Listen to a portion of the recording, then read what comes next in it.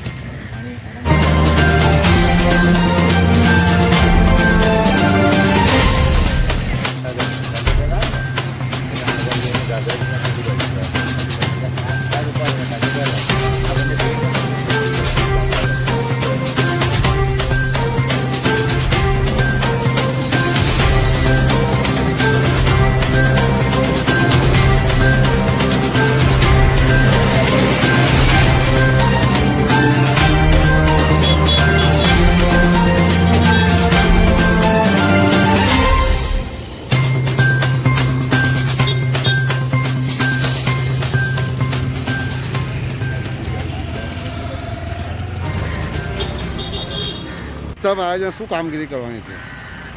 આજે ગાજરાવાડી સુવે પમ્પિંગ પાસે જે રૂપારેલ કાસ છે એ બાબુડા રોડ 4 રસ્તાથી ગુંદાણ 4 રસ્તાથી કન્સિલ રીતે આવતી હોય છે, અહીંયાથી ઓપન થાય છે।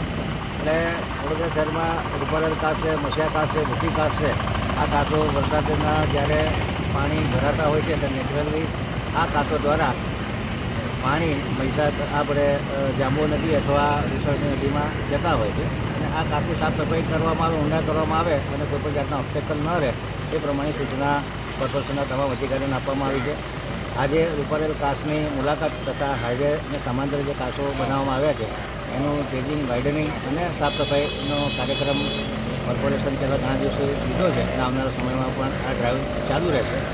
આજે કામગીરી કયા પ્રકારની થઈ રહી છે એનું નિરીક્ષણ કરવા માટે અને અલગ અલગ વિસ્તારમાંથી જ્યારે આ રૂપારેલ કાસ પસાર થાય છે, અહીંથી મહાનગર, અહીંથી ગાગરેટિયા, અહીંથી જાંબુઆ નદીમાં મળે ત્યાં સુધી કઈ રીતે કામગીરી થઈ રહી છે એનું ઓબ્ઝર્વેશન કરી અને જો સૂચન હોય તે આપી અને કાંસોની સાફ સફાઈ મોન્સૂન પહેલાં થઈ જાય એ બાબતની તાકીદ કરવામાં આવશે।